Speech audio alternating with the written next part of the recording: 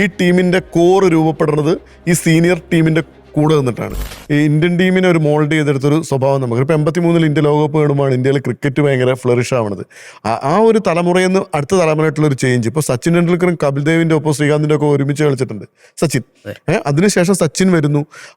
ഒരു 96 ലോകകപ്പ് കഴിഞ്ഞതിന് ശേഷം പെട്ടെന്ന് ടീം അത് 96 ലോകകപ്പിൽ ഇന്ത്യയുടെ പരാജയം ഇന്ത്യൻ ടീം അതിനുശേഷമുള്ള ഇന്ത്യൻ ടീമിൻ്റെ ഒരു പ്രോഗ്രസ് എന്ന് വെച്ച് കഴിഞ്ഞപ്പോൾ ഗാംഗുലി, സച്ചിൻ, അന്നൊരു ഒറീസ എന്നൊരു താരമാണ് ദേവാശിഷ് മൊഹമ്മദ്, ഇന്ത്യയുടെ ഏറ്റവും നല്ല സ്വിംഗ് ബോളർ അയാളാണെന്ന് വേണേൽ ഞാൻ പറയാം. കാരണം ഇങ്ങനെയൊക്കെ പറഞ്ഞു റോബിൻ സിംഗ്, ഇന്ത്യ ഒരു കാലത്ത് ഉപയോഗിക്കാതിരുന്ന വളരെ ഡൊമസ്റ്റിക് ക്രിക്കറ്റ് നല്ല ഫോമായിട്ടുള്ള റോബിൻ സിംഗിനെ അടക്കം ഇന്ത്യ ഉപയോഗിച്ച് അങ്ങനെ ഒരു ടീം വരുന്നു.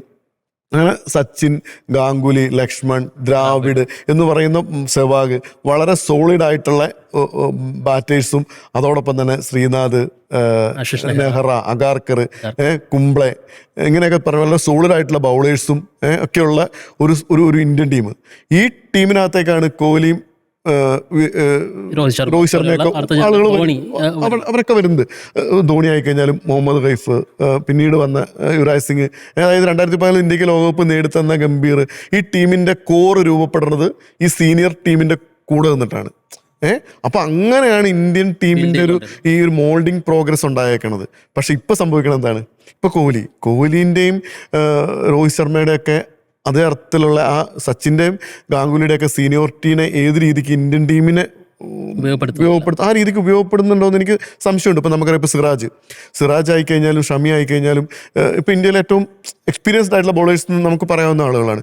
ഇവരെ രണ്ടുപേരെയും വേണേൽ ഇപ്പം അവർ ഫോം ഔട്ടാണ് അല്ലെങ്കിൽ അവർക്ക് വേണ്ട രീതിക്ക് പെർഫോം ചെയ്യാൻ പറ്റുന്നില്ല എന്നൊക്കെ ഉള്ളൊരു സമയത്ത് അവർക്ക് ഏറ്റവും പെർഫോം ചെയ്യാൻ പറ്റിയ ഒരു സ്പേസ് ആയിരുന്നു ഈ സിംബാബ്വെ പര്യടനം. സ്വാഭാവികമായിട്ട് അവരെ പരിഗണിക്കണമായിരുന്നു എന്നുള്ളൊരു വ്യക്തിപരമായ ഒരു അഭിപ്രായം. അയാളുടെ പരിഗണനത്തിലും വേണം അവരെ പരിഗണിക്കാമായിരുന്നു. അപ്പോൾ ഇത്തരത്തിൽ ഇന്ത്യൻ ഈ BCCI ആയിക്കഴിഞ്ഞാലും സെലക്ടർമാരായാലും ഇപ്പോൾ എടുക്കുന്ന തീരുമാനങ്ങൾ ഈ പ്രതിഭാധാരാളിത്തം എന്ന് പറഞ്ഞിട്ട് നമ്മൾ അങ്ങനെ ലഘൂകരിക്കേണ്ട ഒരു സാധനമായിട്ട് എനിക്ക് തോന്നുന്നില്ല. ഇതൊരു തരത്തിൽ വെറുതെ അനാവശ്യ പരീക്ഷണം. അപ്പോൾ നമ്മൾ എല്ലാവരും പറഞ്ഞൊരു കാര്യമാണ്, നമ്മൾ പ്രത്യേകിച്ച് പുതിയ കാര്യമൊന്നുമല്ല. ഇപ്പം സൂര്യവംശിയെ കളിക്കാൻ ഇറക്കി. സൂര്യവംശിയെ സംബന്ധിച്ച് സൂര്യവംശി IPL ഭയങ്കര ഒരു സ്റ്റാറായി. ഞാൻ പറഞ്ഞ കളിക്ക് പുറത്തോ ഭയങ്കരമായിട്ടൊരു ഇന്ത്യയുടെ ഭാവി ടെണ്ടുൽക്കറെന്നോ ഒക്കെ പറയണതിനകത്തേക്ക് നമ്മൾ അയാളെ പ്ലേസ് ചെയ്ത് വെച്ചിരുന്നു. അപ്പോൾ അയാളെ സംബന്ധിച്ച് IPL പോലെയല്ല ഇന്റർനാഷണൽ ക്രിക്കറ്റ്. അവിടെ ആ ഫോമാറ്റിന് വ്യത്യാസമുണ്ട്. ഉണ്ട്. അപ്പോൾ അവിടത്തേക്ക് അഡോപ്റ്റ് ചെയ്യാനായിട്ടുള്ളൊരു സമയവും സാവകാശം കൊടുക്കണം.